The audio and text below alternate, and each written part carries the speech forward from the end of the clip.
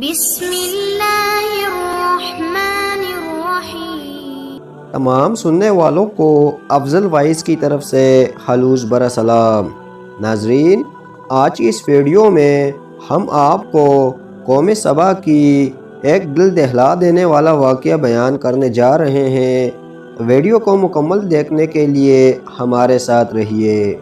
ناظرین، اہل سرسار کی یہ قوم، جسے قوم سبا بھی کہا جاتا ہے، اللہ تعالیٰ کی بے شمار نعمتوں کے اندر زندگی گزار رہی تھی۔ یہ قوم ایک عظیم تہذیب و تمدن کی مالک تھی۔ حضرت داؤد علیہ السلام اور حضرت سلیمان علیہ السلام کی باعظمت حکومتوں کے بعد ان کی حکومت زبان زد خاص و عام تھی۔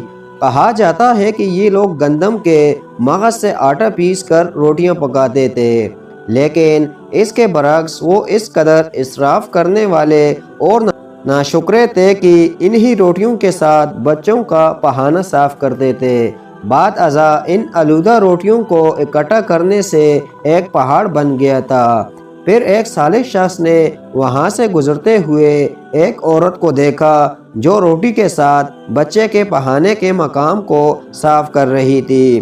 اس شخص نے عورت سے کہا، تیرے اوپر افسوس، خدا سے ڈر، کہیں ایسا نہ ہو کہ خدا تیرے اوپر اپنا غضب ڈھائے اور تجھ سے اپنی نعمت چھین لے۔ اس عورت نے جواب میں مذاق اڑایا اور مغرورانہ انداز میں کہا، جاؤ جاؤ، گویا کہ مجھے بھوک سے ڈرا رہے ہو۔ جب تک سرسار جاری ہے مجھے بھوک سے کسی قسم کا کوئی خوف نہیں ہے۔ کوئی زیادہ عرصہ نہیں گزرا نہ تھا کہ اللہ تعالیٰ نے ان لوگوں پر اپنا غضب ڈھایا۔ پانی جو کہ زندگی کی بنیاد ہے ان لوگوں سے چھین لیا، یہاں تک کہ قحط نازل ہوا۔ بات یہاں تک پہنچ گئی کہ ان کی ذخیرہ کی ہوئی تمام غذا ختم ہو گئی۔ آخرکار وہ مجبور ہو گئے کہ انہیں آلودہ روٹیوں پر ٹوٹ پڑے جو ان لوگوں نے اکٹھی کر کے پہاڑ کے مانند ڈھیر لگایا ہوا تھا، بلکہ وہاں سے روٹی لینے کے لیے صفیں لگتی تاکہ ہر کوئی وہاں سے اپنے حصے کی روٹی لے سکے۔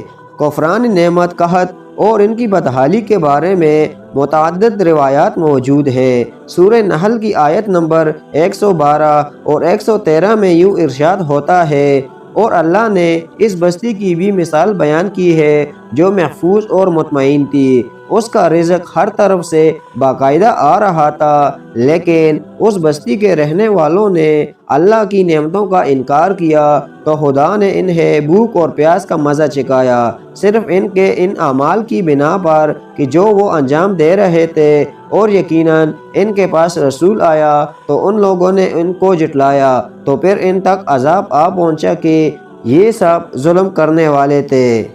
ناظرین، اسی قوم سبا کے بارے میں ایک اور واقعہ بیان ہوتا ہے کہ ان لوگوں نے اپنی زراعت کو بہتر طور پر کاشت کرنے کے لیے پانی ذخیرہ کرنے کی خاطر بلک کے دو پہاڑوں کے درمیان ایک بہت بڑا بند معرب تعمیر کیا ہوا تھا۔ سوراخ اور دوسرے پہاڑوں سے گزرا ہوا پانی اس بند میں آ کر وافر مقدار میں جمع ہو جاتا تھا۔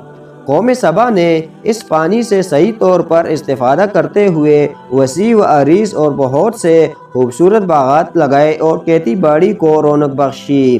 ان باغات کے درختوں کی شاخیں اس قدر پھلوں سے لدی ہوئی ہوتی تھی کہ کہتے ہیں کہ اگر کوئی شخص سر پر ٹوکری رکھ کر ان کے نیچے سے گزرتا تو پھل خود بہت ٹوکری میں گرنا شروع ہو جاتے اور قلیل مدت میں ٹوکری تازہ پھلوں سے بھر جاتی۔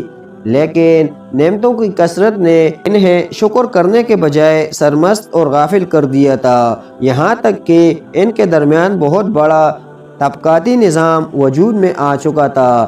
ان میں سے صاحب اقتدار لوگوں نے کمزوروں اور ضعیفوں کا خون چوسنا شروع کر رکھا تھا، یہاں تک کہ ان لوگوں نے خدا سے ایک حکیمانہ التماس کیا جس کا ذکر سورہ سبا کی آیت نمبر 19 میں ملتا ہے۔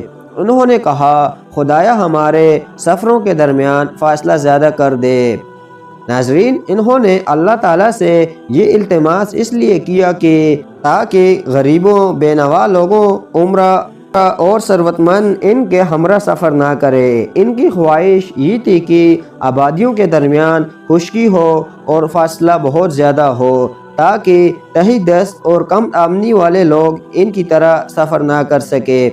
اللہ تعالیٰ نے ان مغرور پیٹ کے پجاریوں پر اپنا غضب نازل کیا۔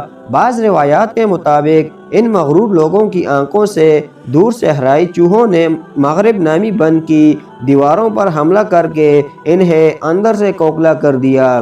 ادھر سے بارشیں زیادہ ہوئی جن کی وجہ سے سیلاب آ گیا اور اس بند میں پانی بہت زیادہ اکٹھا ہو گیا۔ اچانک بند کی دیواریں ٹوٹی، اس سے ایک بہت بڑا سیلاب آیا جس میں تمام دیہات، آبادیاں، مال مویشی، باغات، کھیتیاں، ان کے محل اور گھر پانی میں غرق ہو کر نابود ہو گئے۔